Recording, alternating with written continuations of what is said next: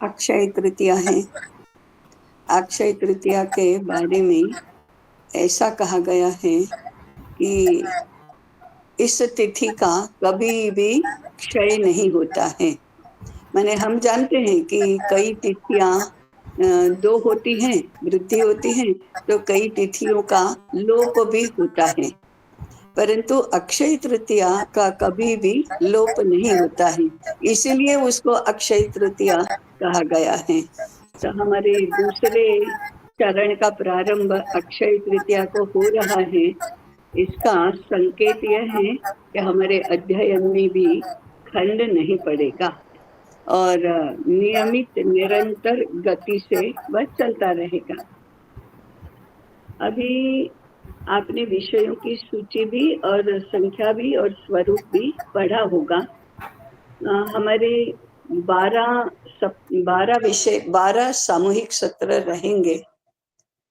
उसके 10 विषय मैंने बताए भी हैं और हर एक अध्येता को अपना अपना एक विषय चुनना है और उसका प्रतिपादन करना है। लेकिन प्रतिपादन करने का स्वरूप केवल विषय प्रस्तुत करना और बाद में बाकी लोगों ने उसके बारे में कुछ बताना, ऐसा नहीं रहेगा। 40 मिनट विषय प्रतिपादन करना है, परंतु चर्चा के साथ।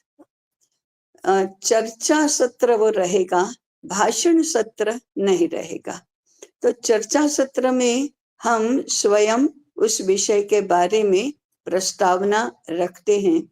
हम ही तय करेंगे कि हमें 5 मिनट रखना है, 10 मिनट रखना है या 15 मिनट रखना है। जैसा विषय और जैसे हम और जैसे आवश्यकता, इसमें हम तय करेंगे कि हम उस विषय की प्रस्तावना कैसे रखेंगे। हम ही तय करेंगे कि चर्चा कौन से मुद्दों पर अपेक्षित है। तो शेष समय में 25 मिनट में माने 25 मिनट नहीं, 40 मिनट का सत्र है, तो 35 मिनट होने तक हम चर्चा करेंगे और अंतिम 5 मिनट में हम स्वयं उसका समापन करेंगे। और फिर वो सारे सत्र पर 20 मिनट का मेरा प्रतिपादन रहेगा। उन 20 मिनट में यदि मुझे ऐसा लगा कि इसमें भी प्रश्नोत्तर की आवश्यकता है, तो मैं वैसा करूंगी, और नहीं तो पूरा प्रतिपादन होगा। ऐसा मेरी कल्पना में था। आप इसके बारे में और कुछ बताना चाहेंगे कि नहीं, ऐसा नहीं, इसके स्थान पर ऐसा करना चाहिए?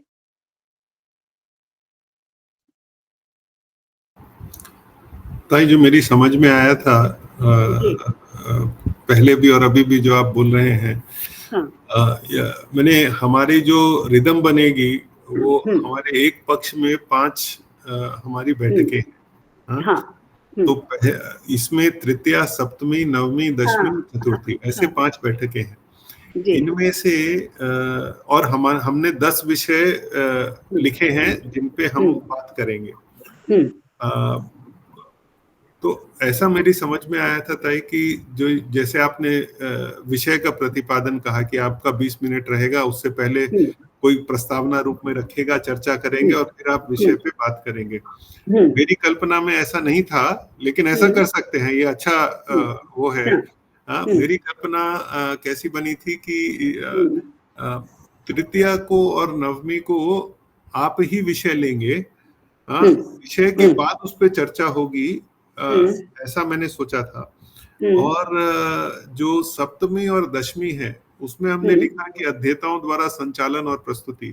तो या तो उस विषय को लेकर या कोई भी और विषय को लेकर जो हम पढ़ रहे हैं, जो हमने अपने विषय चुने हैं, उसमें से मैंने हम उसका एक रोस्टर जैसा बना सकते हैं कि आज संदीप जी बात करेंगे, आज मुनीत जी बात करेंगे, अपने विषय पे बात करेंगे और अपना विषय में क्या पढ़ रहे हैं या क्या बात कर रहे हैं उस पे। तो ये अध्येताओं द्वारा संचालित और प्रस्तुति जो सप्तमी और दशमी को होना है, उसका रिदम ऐसा बनेगा। तृतीय और नवमी को ये जो 10 विषय लिखे हैं, उसका रिदम आपके प्रतिपादन और उसके ऊपर चर्चा पे होगा। और चतुर्दशी को प्रश्नोत्तरी सत्र होगा, प्रश्नोत्तरी रहेगी। हाँ, तो ऐसी मेरी संकल्पना थी अभी तक। लेकिन जो विषयों पर जिसको हमने आपके विषय का प्रतिपादन सोचा मैंने, उसको हम इस रूप में भी कर सकते हैं जैसा आपने बोला है। हाँ, ठीक है। आपकी संकल्पना में ये जो अध्येताओं द्वारा संचालन और प्रस्तुति है, और दूसरा जो आपने एक पूर्व तैयारी करके भी मैंने कुछ अपेक्षाएं हैं, हाँ, जो प्रतिपादित विषय हैं उसको लेकर अध्येताओं से कुछ अपेक्षाएं, उसके 2 बिंदु भी आपने बताए थे ताई, वो भी थोड़ा उसके बारे में भी बताएं। और ये जो अध्येताओं द्वारा संचालित और प्रस्तुति है उसमें आपने कैसे सोचा है वो भी बताएं। अध्येताओं द्वारा प्रस्तुति वो तो अभी मैंने बताया, लेकिन कहते हैं वो भी ठीक है, क्योंकि कुल मिलाकर 25 सत्र सामूहिक तो होंगे, 5 पक्ष हैं इसलिए 25 होंगे। 25 में से 10 मेरे रहेंगे, ये भी ठीक है। प्रश्नोत्तरी के रहेंगे 5, वो भी ठीक है। और 2-2 सत्र अध्येताओं के द्वारा संचालित करना, ये भी ठीक है। तो उन 2 सत्रों में इस प्रकार से आपके सुझाव के अनुसार अपना विषय चुनेंगे और प्रतिपादन करेंगे, वो भी ठीक है। मैं पूर्व तैयारी का मुद्दा, आप 2 बिंदु कौन से हैं वो बताइए तो मैं बताती हूँ। जी ताई, मैं पढ़ता हूँ वो 2 बिंदु। हाँ, तो इसमें हमने लिखा है कि ताई द्वारा प्रतिपादित विषयों पर भृगु याज्ञवल्क्य गट के अध्येताओं से कुछ अपेक्षाएं रहेंगी। उसमें 2 बिंदु हैं। हर सत्र के लिए अध्येता की पूर्व तैयारी अपेक्षित है। हर विषय के संदर्भ साहित्य की सूची तैयार करना। और दूसरा बिंदु है ताई, हर विषय के सत्र का आकलन और मूल्यांकन हर अध्येता करता जाएगा। हर विषय के लिए यथासंभव सूत्र ग्रंथ, भाष्य ग्रंथ तथा रचना ग्रंथों का समन्वय करते जाना। बिंदु लिखे हैं ताई। हाँ, तो ये मुझे लगता है कि स्वयं स्पष्ट है। मैंने आज का विषय हमारा मैंने सोचा था, ये लिखा भी है, पहला ही विषय है कि राम विद्यापीठ, व्यास विद्यापीठ और पितामही विद्यापीठ, इन तीनों विषयों के जो चिंतन सत्र चल रहे हैं उसके बारे में हमारा क्या आकलन है, उसका समन्वय कैसे होगा और हमारी बृहत योजना में उसका क्या स्थान है, इस विषय पर ये प्रतिपादन होगा। और इसके लिए आपको पूर्व तैयारी करना है, वो तो जरा देखना कि एक विषय में एक विषय के कौन कौन से सत्र हो गए, कैसे विषय रहे, उसका प्रतिपादन कैसा रहा, उसको हमारे ग्रंथों के साथ जोड़ेंगे तो कैसे जोड़ा जा सकता है। ये सारी तो पूर्व तैयारी हुई। इसके विषय में और पठन करना है तो कहाँ मिलेगा, इसका भी विचार करना, और जितना हमसे हो सकता है उतनी पूर्व तैयारी करना। सत्र चलेगा, उसके बाद हम जैसे समीक्षा करते हैं वैसी समीक्षा भी करना, और उससे हम कितने लाभान्वित हुए हैं ये भी, इसका भी आकलन करना। तो ये आकलन करते जाना अपने स्वयं के अध्ययन के संदर्भ में भी, और अभी जो प्रस्तुति हुई उस संदर्भ में भी। तो विषय तो ऐसा ही रहेगा कि 40 मिनट तक प्रतिपादन, और बाद में हमारी पूर्व तैयारी के आधार पर, प्रतिपादन के आधार पर जिज्ञासा समाधान भी होगा और समीक्षा भी होगी और हमारा आकलन भी होगा, और सत्र समाप्त होने के बाद हमारे पास उसका नोट रहेगा कि हाँ ये सत्र हमारा ऐसा हुआ। तो हम अपेक्षा करेंगे कि सहभागिता से ये सत्र चले और उसका हमें ठोस क्या प्राप्त हो रहा है वो भी हम समझे। ये मेरा मुद्दा था। प्रणाम ताई, संदीप बोल रहा हूँ। हाँ जी जी ताई, आपने जैसे कहा तो चर्चा लेना और चर्चा की पूर्व तैयारी करना, चर्चा में सहभाग होना, ये भी अध्ययन का बहुत बड़ा हिस्सा है। और हाँ, इसमें सक्रियता और चिंतनशीलता तात्क्षणिक भी चाहिए और पूर्व तैयारी के लिए भी चाहिए। चर्चा किस दिशा में जा रही है उसके अनुसार विषय प्रतिपादन करना और दिशा सही रखना, ये भी हम लोगों को सीखना आवश्यक है। तो ये जो था कि विषय की प्रस्तावना रखना, चर्चा को पूरा चलाना और उसका समापन करना। और उसके बाद में सबसे बड़ी बात यह है कि आप साथ में रहेंगे तो हम चर्चा कैसे ले रहे हैं और चर्चा में सहभागी कैसे हो रहे हैं। तो ये आप देखते हुए, क्योंकि आप कई बार जब चर्चा लेते हैं तो उस चर्चा में जिस प्रकार के आप प्रश्न पूछते हैं उससे चर्चा की दिशा तय होती है और उन प्रश्नों के माध्यम से उस विषय को गहराई में सोचने की भी हमारी प्रवृत्ति विकसित होती है। कुछ ऐसे आयाम होते हैं जो ध्यान में नहीं आते हैं, पर चलते चलते चर्चा में से, जैसे मेरे कोई बिंदु ध्यान में नहीं आया लेकिन मुनि जी के, मनु जी या कोई भी ऐसे हैं जिनके ध्यान में वो बिंदु है, तो वो जब उन्होंने विषय रखा तो हमारे चार जो बातें ध्यान में है, हम बाकी चार को भी उसके साथ जोड़ करके विषय को व्यापक रूप में देख सकते हैं। तो वो क्षमता वृद्धि चर्चा के साथ में होती है। विषय वर्तमान समय में विषय को सुनने वाले बाहर भी कम है और जब हम बात करते हैं तो चर्चाएं लेने का भी काम बहुत बड़ा काम है। तो ये वाला जो अध्ययन में एक नई चीज आपने आज बताई कि हाँ इस प्रकार से करते हैं, तो ये ठीक लगता है मेरे को, तो जो आपने ठीक। प्रारंभ में रखा। भाई मुझे भी यही ठीक लग रहा है, हाँ, हाँ, क्योंकि उसी हाथ के हाथ ही अगर हम ऐसा अलग अलग पहलुओं पे विचार कर पाएंगे तो अच्छा रहेगा। ठीक है जी। और कोई जोड़ेगा क्या?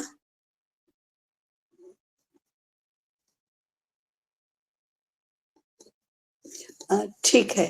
हम जैसे जैसे आगे बढ़ते जाएंगे अनफोल्ड होता जाएगा और एक स्वाभाविक क्रम में विषय भी उद्घाटित होगा, स्वरूप भी स्पष्ट होता जाएगा और आकलन भी स्पष्ट सुसूत्र ऐसा हमारा होता जाएगा। तो हमारा ये जो अध्ययन है वह व्यावहारिक अर्थ में ही अर्थपूर्ण ऐसा बनेगा और धीरे धीरे हम इसको संचालित करने के, निर्धारित करने के स्तर पर पहुंच जाएंगे ऐसा मुझे लगता है। अभी हम आज के विषय पर आएंगे। तो आज का हमारा जो पहला ही क्रम का विषय था राम विद्यापीठ, व्यास विद्यापीठ और पितामही विद्यापीठ, इसके चिंतन सत्रों का समन्वय और फिर इसका हमारे व्यापक जो हमारे दायरा है विद्यापीठ का, उसके संदर्भ में इसकी उपयोगिता ऐसा है। तो कुछ जानकारी के रूप में ही मैं बताती हूँ। हर एक विषय के 20-20 चिंतन सत्र होना ये पहले से निर्धारित था। अभी हमारे सभी विषयों के 17 सत्र हो गए हैं, 3 अभी होना है। आषाढ़ ज्येष्ठ मास के शुक्ल पक्ष में ये 20 विषय हमारे पूर्ण होंगे। उसके बाद हर एक विषय की या तो स्वतंत्र या तीनों साथ में मिलकर एक पुस्तिका भी तैयार होगी। 20 विषय जो थे, उपविषय जो चुने गए थे, वो उसका ज्ञानात्मक पक्ष और व्यावहारिक संदर्भ का पक्ष और व्यवस्था पक्ष, इन तीनों को लेकर विभाजन हुआ था। इस रूप में ही वह चला। श्रोताओं का प्रतिसाद संख्यात्मक दृष्टि से कहें तो कम संख्या, जैसे 60 के आसपास संख्या हमेशा रहती थी, परंतु जो वो नियमित रहती थी।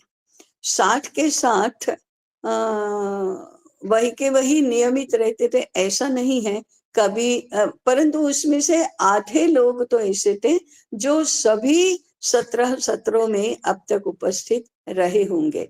उस दृष्टि से मैं उसका प्रतिसाद अच्छा मानती हूँ। इसका मुख्य आलंबन जो था वो था पुनरुत्थान विद्यापीठ की समग्र शिक्षा योजना। इसको लेकर जो मुख्य मुख्य बातें हैं उनका संदर्भ लेकर इन विषयों का प्रतिपादन होगा। तो पहला बिंदु था 140 करोड़ जनसंख्या के लिए हमको शिक्षा की व्यवस्था करना है। This is not education for class, this is education for mass, all education for all. तो हमारा गृहित यही था कि हमारे देश में शिक्षा की व्यवस्था वेद काल से लेकर ब्रिटिशों का आधिपत्य नहीं हुआ तब तक ऐसी रही कि एक भी व्यक्ति अज्ञानी अशिक्षित नहीं था। हाँ, निरक्षर था, वो लिखना और पढ़ना, लेखन और पठन नहीं आता था, वो एक अलग बात है, परंतु निरक्षर होने को अशिक्षित कहना, ऐसी व्याख्या हमारे समाज में, हमारे इतिहास में कभी भी नहीं रही। वो इस रूप में हम कह सकते हैं कि जो समाधि अवस्था के बाद जिसको अनुभूति हुई है, ऐसा ऋषि भी सर्वम खलु इदम ब्रह्म, परमात्मा सर्वत्र है, सब कुछ परमात्मा ही है, ऐसा जो कहता था वही वो वेद मंत्रों में जो लिखा गया, एकम सत्विप्राह बहुधा वदन्ति, उपनिषदों में जो कहा गया कि आत्म रूप और विश्व रूप में कोई अंतर नहीं है, वे एक ही हैं, वो खेत में काम करने वाला किसान भी कहता है कण कण में परमात्मा का वास है। फिर वो चाहे कृषि करते करते गीत गाने में करता हो, या रामलीला में करता हो, या सामूहिक नृत्य गरबा उत्सव होते हैं उसमें व्यक्त होता हो, सभी व्यवस्थाओं में व्यक्त होता था, सर्वत्र व्यवहार में व्यक्त होता था, मानस में, विचार में, जीवन दृष्टि में, वह सबके सब लोक में व्यक्त होता था। और इसके लिए हमारे यहाँ साहित्य की रचना, सामग्री की रचना की गई। एक छोर पर वेद हैं, उसके बाद उपनिषद हैं, सूत्र ग्रंथ हैं, ब्राह्मण ग्रंथ हैं, आरण्यक ग्रंथ हैं, स्मृति ग्रंथ हैं, फिर विभिन्न शास्त्रों के जो ग्रंथ हैं वो विद्वज्जन के लिए भी हैं, और साहित्य हैं, रामायण है, महाभारत है, फिर माघ कवि और कालिदास और भवभूति और इनके साहित्य में जो प्रतिपादन है, और वही पुराणों में भी प्रतिपादन है। ऐसे पुराण ये लोक के लिए हैं। तो वेद में है वही पुराण में भी है, वेद में है वही उपनिषद में भी है, वेद में है वही वास्तुशास्त्र के ग्रंथ में भी है। इस प्रकार से एक ही ज्ञान को भिन्न भिन्न पाठकों के अनुसार, भिन्न भिन्न अध्येताओं के अनुसार, भिन्न भिन्न रूप में प्रतिपादन करने की जो हमारी ग्रंथों के रचना की व्यवस्था रही, उत्सवों पर्वों मेलों की व्यवस्था रही, पूजा पद्धति रही, विभिन्न व्यवसाय करने की जो दृष्टि और व्यवस्था रही, उन सभी में एक ही सूत्र प्रतिपादित होता था। इस कारण से हमारी शिक्षा, और ये पीढ़ी दर पीढ़ी होता था, गुरु शिष्य परंपरा में होता था, पिता पुत्र परंपरा में होता था, और मंदिर में पुरोहित और लोक, व्यास माने कथाकार और कथा के श्रोता, इनके माध्यम से पूरे देश में वह प्रसारित, प्रचारित, प्रतिष्ठित, प्रस्थापित ऐसा रहा। तो ये हमारी शिक्षा व्यवस्था है, ये हमारी ज्ञान व्यवस्था है, सबको शिक्षित करने की व्यवस्था है।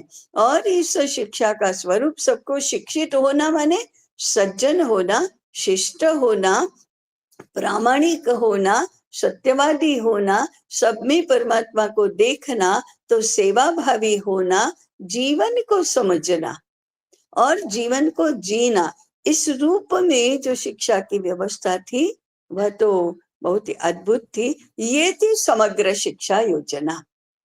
तो ये तो वेद काल से हमारे यहाँ चलती ही आई है। तो अभी हमारी जो समग्र शिक्षा योजना होगी वह भी इसी को रिफ्लेक्ट करने वाली बनेगी। तो ये उसको कहते हैं, आज की भाषा में कहें तो 140 करोड़ जनसंख्या के लिए शिक्षा की व्यवस्था करना, ये इन चिंतन सत्रों का मुख्य आलंबन था। दूसरा आलंबन था भारतीय ज्ञान पर अधिष्ठित ही सब कुछ होना। तो भारतीय जीवन दृष्टि, भारतीय तत्व ज्ञान, भारतीय संस्कृति, भारतीय शैली, भारतीय व्यवस्था, ये हमारा कोर है। और इसमें बहुत स्पष्ट होना कि जो आजकल कहते हैं अरे समन्वय करो, अरे पश्चिम में भी सब कुछ बहुत खराब ही है, ऐसा नहीं है, वो करो, ऐसे निरर्थक अनर्थक समझौते नहीं करना, अनर्थक समन्वय नहीं करना, शुद्ध भारतीय ज्ञान ही प्रतिपादित होगा। ये दूसरा आलंबन था। और इसके लिए समग्रता की संकल्पना, ये इस ज्ञान प्रस्तुति का या ज्ञान व्यवस्था का सूत्र था। समग्रता में देखो और साथ में युगानुकूल प्रस्तुति करो, ये सारे हमारे ज्ञानात्मक पक्ष के आलंबन थे कि ये भारतीय होना, समग्रता में देखना, युगानुकूल बनना और सबके समन्वय करना। इस रूप में वो दूसरा मुद्दा था। तीसरा था केवल चिंतन का पक्ष नहीं, हाँ ये है तो चिंतन सत्र, परंतु उसमें जैसे तत्व चिंतन करते हैं वैसे व्यवहार चिंतन भी करना। तो व्यवहार चिंतन के रूप में देश भर में व्यवस्था कैसे करेंगे, माने कैसे हमारे विद्यापीठ होंगे, कैसे विद्यालय होंगे, सबके लिए शिक्षा किस रूप में होगी, इसका विचार करने पर ब्रॉड सेंस में हमने 3 केंद्र बनाए और इसलिए 3 ये हुए, 3 विषय भी हुए। राम विद्यापीठ समग्र शिक्षा को लेकर है, पितामही विद्यापीठ कुटुंब शिक्षा को लेकर है और व्यास विद्यापीठ लोक शिक्षा को लेकर है। तो राम विद्यापीठ ये सबसे ऊपर एक अम्ब्रेला के रूप में रहेगा। उसमें गुरुकुल शिक्षा जो विद्यालयीन शिक्षा है वो उसका हिस्सा होगा, परंतु वह होगा समग्र शिक्षा के रूप में। तो पितामही विद्यापीठ का भी तत्व चिंतन का हिस्सा है, वो तो राम विद्यापीठ में ही होगा। व्यास विद्यापीठ का जो तत्व चिंतन का पक्ष है वो तो राम विद्यापीठ में ही होगा। इसलिए जब हमने अभी पितामही विद्यापीठ का उद्घाटन किया तो उसको कहा पुनरुत्थान पितामही उपविद्यापीठ है, मुख्य विद्यापीठ तो राम विद्यापीठ है। अभी हमने नामकरण तो नहीं किया, लेकिन लाक्षणिक अर्थ में पुनरुत्थान विद्यापीठ ये राम विद्यापीठ का प्रतिनिधित्व करता है। इस रूप में तो फिर व्यास विद्यापीठ का स्वरूप क्या होगा, उसके फैकल्टीज कैसे रहेंगे, उसके स्तर कैसे रहेंगे, उसका स्वरूप कैसा रहेगा। पितामही विद्यापीठ उसका स्वरूप कैसा रहेगा, उसके स्तर कैसे रहेंगे, उसके व्यवहार में लागू करने की पद्धति कैसे रहेगी, वो अपने अपने विषय के अनुरूप सोचना है। परंतु ये 3 ही क्यों रहे, तो हम हमारे चिंतन में हम कहते ही हैं कि विद्यालय, घर और मंदिर, ये 3 हमारे शिक्षा केंद्र हैं।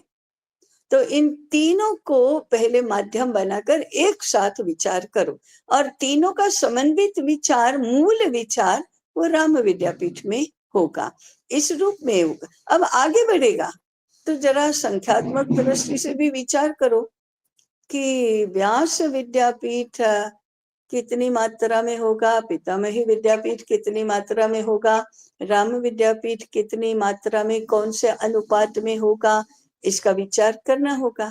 फिर संख्या का विचार किया तो देश भर में वो फैलेगा कैसे, सूत्रबद्ध कैसे रहेगा, एक दूसरे के साथ संबंध कैसे बनेगा, इसका भी विचार करना। तो उसमें से कुछ सूत्र आए। राम विद्यापीठ में सबसे पहला काम होगा कुलपति निर्माण करो। एक एक विद्यापीठ स्वयं के दायित्व से वो चलाए, ऐसे कुलपति निर्माण करो। पितामही विद्यापीठ और व्यास विद्यापीठ में कुलपति निर्माण का विषय नहीं रहेगा।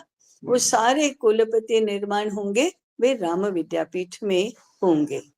हमने ऋषि, विद्वज्जन, अभिजन और बहुजन ऐसे शब्द सुने हैं।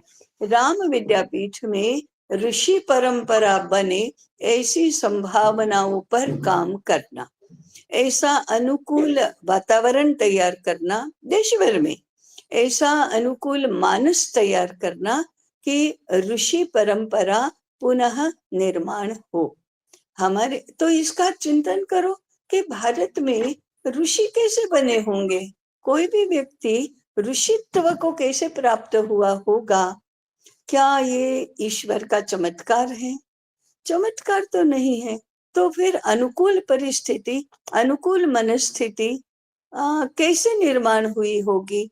अंतः प्रेरणा से ऋषि बने होंगे या बाहर की भी कोई प्रेरणा रही होगी, ये भी करना होगा। तो फिर ऋषि परंपरा पुनः स्थापित हो, इसलिए ऋषि क्या होता है, ऋषित्व क्या होता है, ऋषित्व का विकास कैसे होता है, इसके ऊपर तो हमें ध्यान तो देना ही होगा।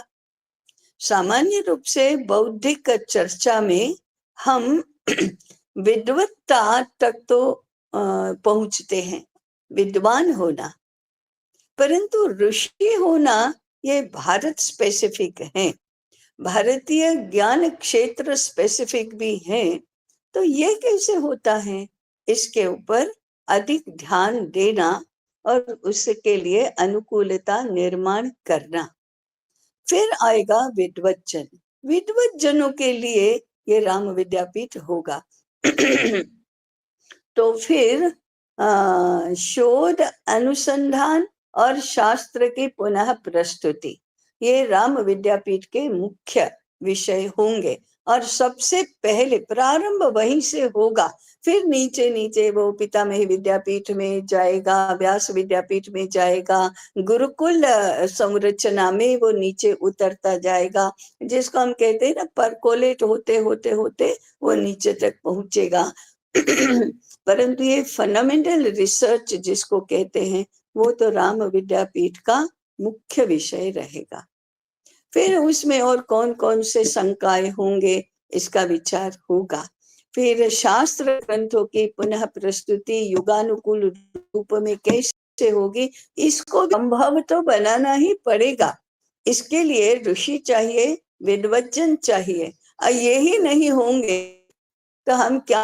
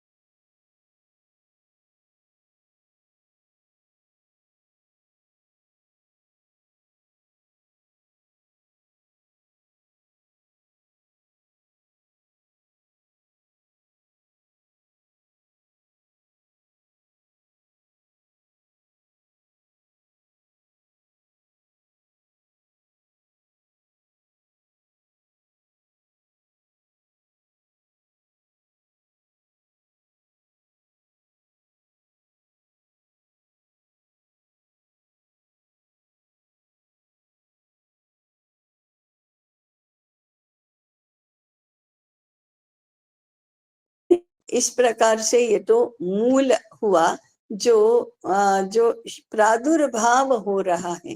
परंतु आगे चलकर अभिजन और बहुजन तक भी पहुंचना, बहुजन तक पहुंचने का काम दोनों ही करेंगे, पितामही विद्यापीठ भी करेगा और व्यास विद्यापीठ भी करेगा। क्योंकि हम कहते हैं बहुजन कदाचित 70, 75, 80% होंगे, परंतु कुटुंब के सदस्य तो 100% होंगे। इसलिए जो 140 करोड़ जनसंख्या के लिए करना है, उसके आलंबन पितामही विद्यापीठ भी होंगे और व्यास विद्यापीठ भी होंगे। तो फिर देश के और कौन से व्यवस्थात्मक भाग हैं जो इन विद्यापीठों के साथ जुड़ेंगे? उदाहरण के लिए पूरा मीडिया तंत्र वो व्यास विद्यापीठ के साथ ही जुड़ेगा। तो क्या ऐसी स्थिति की हम कल्पना कर सकते हैं कि व्यास विद्यापीठ में सेंसर बोर्ड रहेगा? सेंसर बोर्ड माने नियामक व्यवस्था रहेगी। व्यास विद्यापीठ की अनुमति के बिना, प्रमाण पत्र के बिना कोई फिल्म रिलीज नहीं होगी, कोई टीवी सीरियल नहीं चलेगी, कोई एडवर्टाइजमेंट नहीं चलेगी। ये तो सारे लोक प्रबोधन के, लोक शिक्षा के ही तो माध्यम है। ये मनोरंजन क्षेत्र नहीं है केवल, ये व्यवसाय क्षेत्र, व्यापार क्षेत्र नहीं है। इसमें यदि संस्कृति और ज्ञान और चरित्र इनका आलंबन नहीं रहा तो ये मान्य ही नहीं है। तो व्यास विद्यापीठ समाज जीवन के किन किन आयामों का नियामक तत्व बनेगा, नियामक व्यवस्था, नियामक तंत्र बनेगा। हम कहते हैं शिक्षा ही समाज और राज्य को कैसे जीवन जीना और कैसे व्यवस्था करना उसके लिए मार्गदर्शक बनती है। तो फिर व्यास विद्यापीठ ही नियामक तंत्र ऐसा बनेगा। राज्य तंत्र की सत्ता और कानून व्यवस्था, न्याय व्यवस्था, दंड व्यवस्था, ये नियामक तत्व अलग है और व्यास विद्यापीठ का ज्ञानात्मक और सांस्कृतिक नियामक सूत्र अलग है, तंत्र अलग है। वो भी धीरे धीरे हमको स्पष्ट तो करना ही होगा। तो इसी प्रकार से ऐसे कौन से आयाम है समाज जीवन के जिसमें विद्यापीठ नियामक तंत्र बनेगा? उदाहरण के लिए अर्थनीति, कर व्यवस्था, उद्योग नीति, वाणिज्य नीति, ये सब कहाँ बनेंगे? ये सब अर्थकरी शिक्षा के जो विद्यापीठ होंगे, कृषि विद्यापीठ होगा, वाणिज्य विद्यापीठ होगा, या हम कहेंगे विश्वकर्मा विद्यापीठ होगा, कुबेर विद्यापीठ होगा, ऐसे अलग अलग बनते भी जाएंगे धीरे धीरे करके। तो ये सारे नीति निर्धारण का काम करेंगे, राज्य उसको लागू करने का काम करेगा। इस प्रकार से यदि हमें स्थान परिवर्तन करना है तो इसके लिए इन विद्यापीठों के रूप में हमें पहले चिंतन करना होगा। पद्धति क्या रहती है? कोई भी इस प्रकार की योजना, कोई भी इस प्रकार का तंत्र पहले हृदय में जागृत होता है, यह अनुभूति का क्षेत्र है। फिर वह बुद्धि में व्यवस्थित होता है, शास्त्र रचना होती है। फिर बुद्धि के बाद वह पेपर में माने शास्त्र ग्रंथों में प्रस्तुत होता है और बाद में ऑन ग्राउंड होता है। तो इसी क्रम में हमारा ये चिंतन सत्र भी चला भी है और अभी आगे चलेगा भी। और इसलिए चिंतन के बाद कृति तक पहुंचने की योजना हमको आगे भी करनी होगी। तो हमने हर सत्र के चिंतन में कहा कि ये अभी चिंतन है, आप अधीर मत होइए, क्योंकि लोगों के प्रश्न रहते थे क्या हम बातें ही करते रहेंगे, कुछ करेंगे कि नहीं करेंगे। हमने कहा करने के लिए ही बातें कर रहे हैं, कृति करने के लिए ही कर रहे हैं, लेकिन समग्रता में एक बार चिंतन तो स्पष्ट होना चाहिए। तो अगला वर्ष फिर कार्य योजना का होगा, परंतु इस वर्ष ही उसका सूत्रपात तो हो ही गया। हम पितामही विद्यापीठ तो शुरू कर ही चुके हैं, तो कृति तक, कार्य योजना और कृति, इस क्रम में ये चिंतन आगे कृति तक चलेगा। इस प्रकार से एक पूरा वेब जिसको कहते हैं, ऐसा सुंदर डिजाइन वाला ऐसा एक शिक्षा तंत्र देश भर में खड़ा करना, जो फिर हमारे प्रजा और राजा दोनों को, समाज और राज्य दोनों को ज्ञानात्मक दृष्टि से मार्गदर्शन करेगा। उसके लिए हमारे सारे कार्यक्रम होंगे। ऐसे राम विद्यापीठ, पितामही विद्यापीठ और व्यास विद्यापीठ का आपसी समन्वय है। आगे भी उसके शाखा प्रतिशाखाएं होंगे। अब ये जैसे हैं 15वें अध्याय में कहा ना, ऊर्ध्व मूलम अधः शाखम अश्वत्थम प्राहुरव्ययम, ऐसा ही ये है। मूल तो ऊर्ध्व में है राम विद्यापीठ में, फिर शाखा प्रशाखाएं नीचे नीचे नीचे विस्तरित होती जा रही है, और सारे अंतिम फल आने तक का ये जो है वो संपूर्ण समाज में व्याप्त होगा। अधश्च ऊर्ध्वम प्रसुतास्तस्य शाखा, ऐसे वो पूरा एक शिक्षा का एक वट वृक्ष, जो अक्षय वट भी है, और जो पूरे समाज को, भारतीय समाज को और भारतीय समाज के माध्यम से विश्व समाज को मार्गदर्शन कर रहा है, और इस रूप में ज्ञान नियामक तत्व के रूप में रहेगा। संस्कृति उसकी शैली के रूप में विकसित होगी, उसके आधार पर व्यवस्थाएं और व्यवहार बनेंगे। इस प्रकार का एक समग्रता में चिंतन इन तीनों चिंतन सत्रों में विकसित हो रहा है, प्रतिपादित हो रहा है। अभी लोग इसमें जुड़ रहे हैं, अधिक अधिक लोग इसमें जुड़ेंगे तो ऐसे उसकी व्याप्ति भी होती रहेगी। एक शाखा के रूप में अर्थनिरपेक्ष स्वायत्त शिक्षा, इसका भी चिंतन सत्र शुरू हुआ है। वो स्वाभाविक ही राम विद्यापीठ के अंतर्गत ही आएगा। पुरुषार्थ चतुष्टय की शिक्षा राम विद्यापीठ के अंतर्गत ही आएगी। माने मूल जो कंसेप्चुअल विषय हैं वो सारे राम विद्यापीठ के अंतर्गत आएंगे, और फिर धीरे धीरे सभी के लिए शिक्षा ऐसी शाखा प्रशाखाएं विकसित होती जाएगी, ऐसी मूल कल्पना है। तो इतना समन्वय के रूप में मैंने बताया। अब आगे आप पूछ सकते हैं, बता सकते हैं, सुझाव भी दे सकते हैं। तो प्रश्न है, अभी आपने जैसे बताया कि ऊर्ध्व मूलम ऐसी संकल्पना लेकर हमने काम किया है, और इसमें राम विद्यापीठ मूल में है और बाकी सब माने शाखा रूप में और ऐसे रूप में रहेंगे। अगर ऐसा है तो हमको राम विद्यापीठ पहले लॉन्च करना चाहिए, ऐसा मैं सोच रहा हूँ। पितामही विद्यापीठ तो एंड शाखा है, तो हम उसके पीछे क्या विचार रहा था कि हमने पितामही विद्यापीठ पहले लॉन्च किया, और माने चिंतन चल रहा है वो सब है, लेकिन जो मूल है उसको पहले लॉन्च करना और उसके आधार पर बाकी शाखाओं को लॉन्च करना, ऐसा तो समझ में आने वाली बात है। चाहिए। हाँ, यही प्रैक्टिकल है ना, बाकी हो ही कैसे सकता है। कोई इसका उत्तर देगा क्या?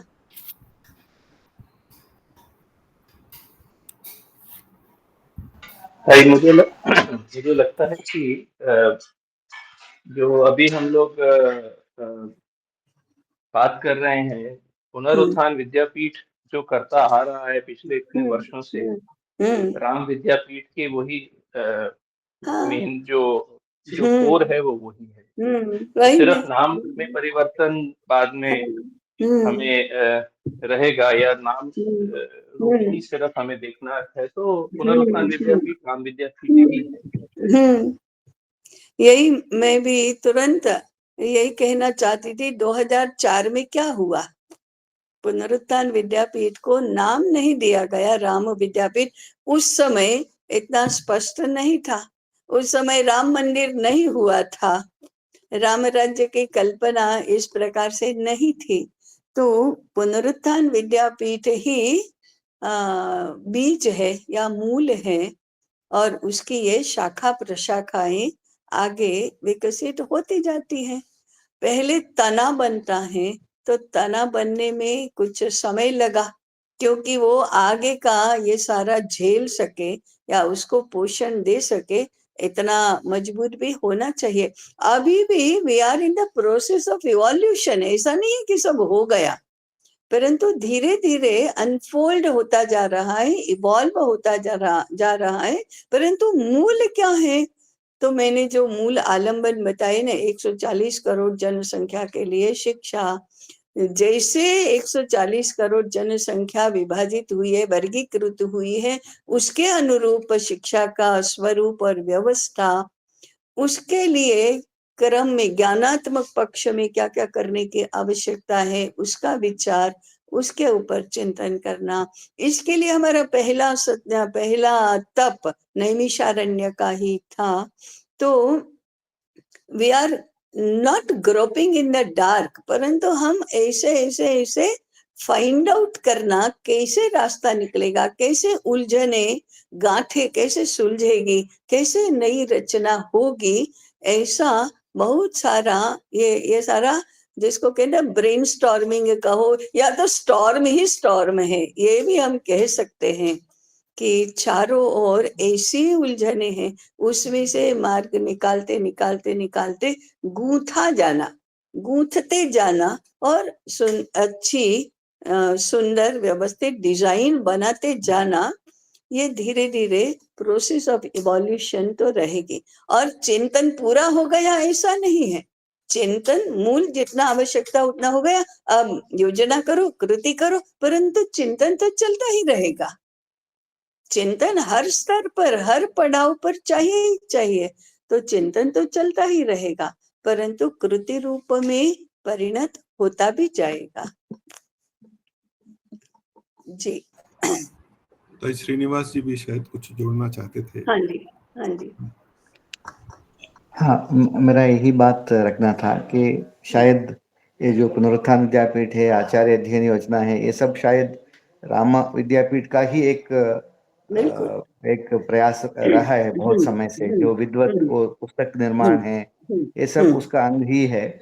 और दूसरी पड़ाव में ये जो इसका मूल तो हर घर से निकलेगा, तो इसलिए उसका प्रयास भी पैरेलली होना ही है। तो अगर ये दोनों एक रथ का चक्र जैसा, एक राम विद्यापीठ का एक मूल चिंतन और गृह हर घर में जो होना है उसका अगर साथ में लेकर जाएंगे, तो बीच में पूरा समाज शायद उसमें आ जाएगा। पितामही विद्यापीठ लागू करने का क्षेत्र है, व्यास विद्यापीठ लागू करने का क्षेत्र है, परंतु राम विद्यापीठ मूल क्या लागू करना है यह तय करने वाला क्षेत्र है, इसलिए वह मूल है। इसमें जो विद्या केंद्रों की रचना होगी उसमें तपोवन गुरुकुल होगा, आचार्य निर्माण राम विद्यापीठ का विषय रहेगा। मैंने तो आचार्य क्यों, कुलपति निर्माण करना, ऋषि परंपरा शुरू करना, ये राम विद्यापीठ के कोई सामान्य विषय नहीं है। और भारतीय शिक्षा कहाँ ऐसे सामान्य एरी गेरी है, उसके लिए तो ये ऐसे महत्व प्रयासों की कल्पना तो करें, चिंतन तो करें, फिर चिंतन कृति रूप में उतरेगा। तो इसमें एक बात और ध्यान में आती है कि मैंने अभी तक जो राम विद्यापीठ का चिंतन और प्रतिपादन रहा है, वो राम विद्यापीठ को जैसे हम बोलते हैं ना, इंग्लिश में बोलते हैं थर्ड पर्सन करके हम बात करते रहे हैं कि हम बात कर रहे हैं, लेकिन राम विद्यापीठ के बारे में बात कर रहे हैं और उसकी एक संकल्पना को हम मैंने समझने का प्रयास कर रहे हैं। अभी जो राम विद्यापीठ की संकल्पना और उसको समझ के जो हमने मैंने जो भी विचार बने हैं, जो भी चिंतन हुआ है, और जो पुनरुत्थान विद्यापीठ के 5 तप हैं और उनकी जो प्रक्रिया है, एक समय हमको उनका समन्वय करके कि पुनरुत्थान विद्यापीठ ही राम विद्यापीठ है और चिंतन से जो निकल के आया है उससे पुनरुत्थान विद्यापीठ की दिशा तय होकर वही राम विद्यापीठ का स्वरूप है। ऐसा मुझे लगता है कि वो दिशा भी शायद हमको पकड़नी चाहिए। वो थर्ड पर्सन की बजाय फर्स्ट पर्सन में हम बात करने लगे हैं, राम विद्यापीठ के बारे में ऐसा भी मेरे मन में विचार आता है। हाँ हाँ जी, सुज्ञ जन समझ ही गए हैं और सुज्ञ श्रोता भी समझ रहे हैं। हमको तो केवल जैसे विधिवत घोषणा करनी होती है ना, वही तो बाकी है, तो हो जाएगी, वो भी हो जाएगी। जी हुई या नहीं हुई, किसी को चिंटू कहो, किसी को चिन्मय कहो, वो एक ही है, होता है। जी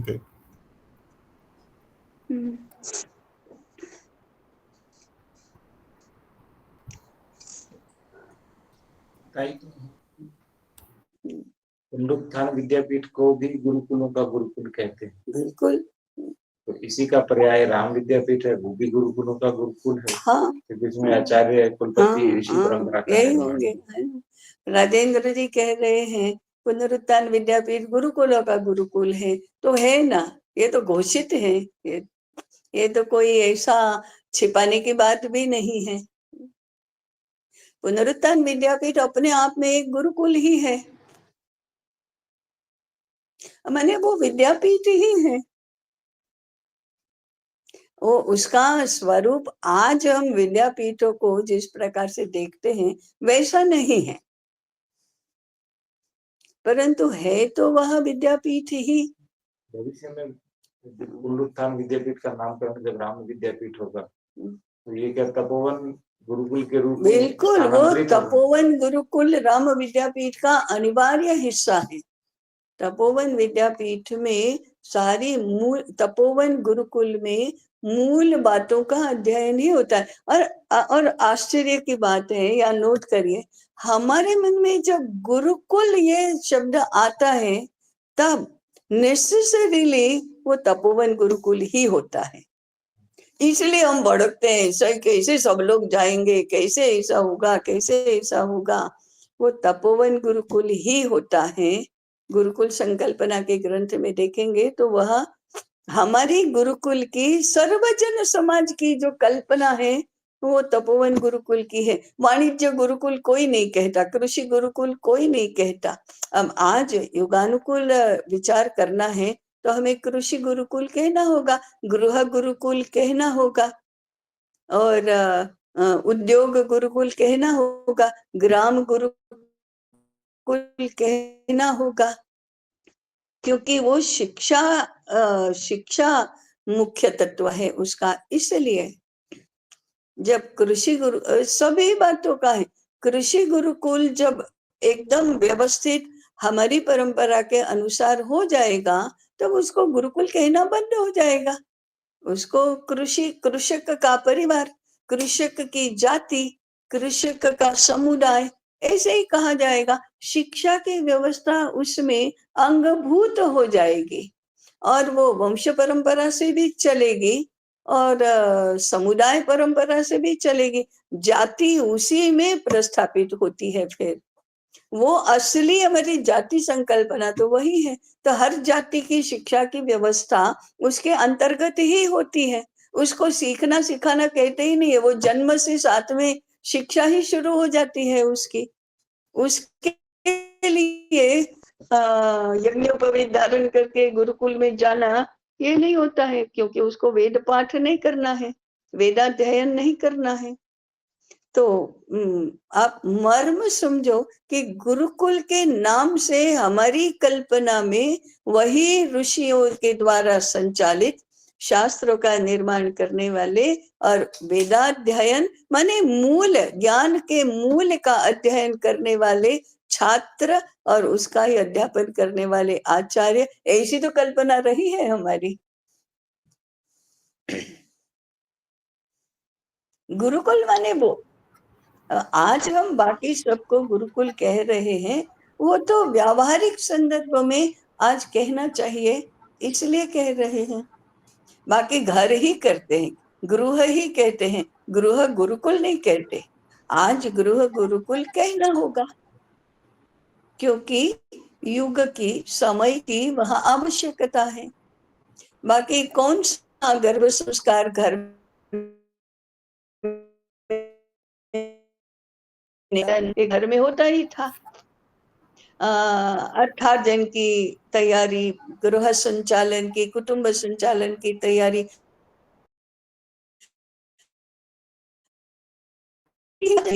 शिक्षा के खाके में ढालकर गुरुकुल कहने की आवश्यकता पड़ गई।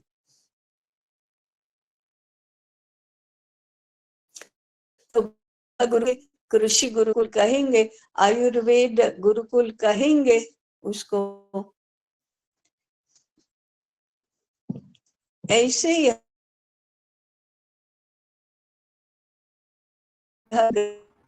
तो इसमें हम जो हम भृगु याज्ञवल्क्य गट के लोग हैं,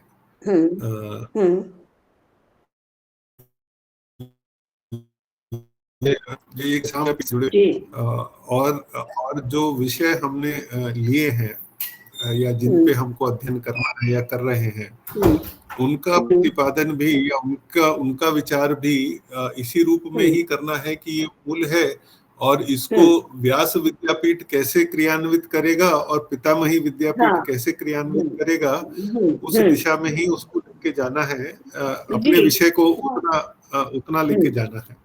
हाँ, आधार बनना है, मूल बनना है। फिर उसका क्रियान्वयन जो होगा देश भर में, हमको समझो ना, आज की भाषा में कहो तो एक मॉडल और मॉड्यूल बनाकर तो रखो कि हाँ, हमारा अर्थव्यवस्था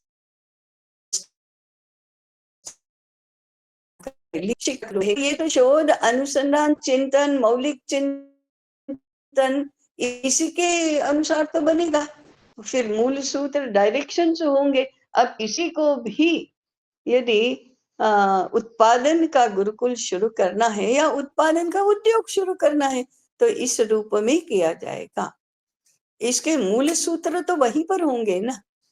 किसी को भी व्यापार करना है तो आपको अर्थशास्त्र का मार्गदर्शन करना पड़ेगा कि व्यापार के मूल सूत्र तो ऐसे होते हैं। मूल सूत्र राम विद्यापीठ के शोध अनुसंधान विभाग में ही तो होंगे, शास्त्र निरूपण विभाग में ही तो होंगे, तो उसकी फैकल्टीज तो यही रहेंगे।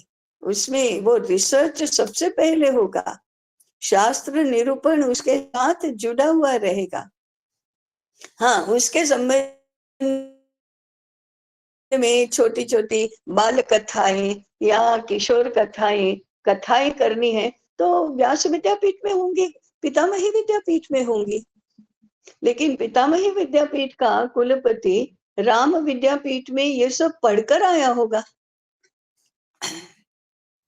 ऐसा नहीं है कि पितामही विद्यापीठ में छोटे बच्चों को कहानी बताने वाले ही होते हैं या शिशु गीत और ऐसे क्रियाकलाप करने वाले यही होते हैं। नहीं, तत्व समझने वाले तो उसके कुलपति होंगे और उसकी व्यवस्था राम विद्यापीठ में होंगी, क्योंकि उसमें पितामही विद्यापीठ माने घर और समाज, ये दोनों को जोड़ना है। घर और अर्थव्यवस्था, उसको जोड़ना है। अर्थव्यवस्था और समाज व्यवस्था के मूल समान सूत्र निरूपित करने हैं। लोक शिक्षा और गुरुकुल की शिक्षा, उसके समान सूत्र बनाना है। तो वो तो तीनों के परे जो जाकर मूल में काम करेगा, उसको जोड़ना है।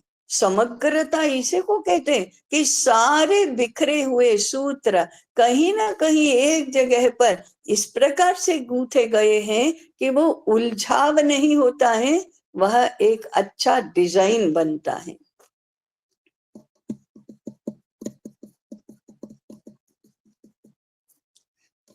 आज तो सारे मामले उलझे हुए हैं। एक को पकड़ो तो दूसरे छूट जाते हैं और दूसरे को पकड़ो तो और चार।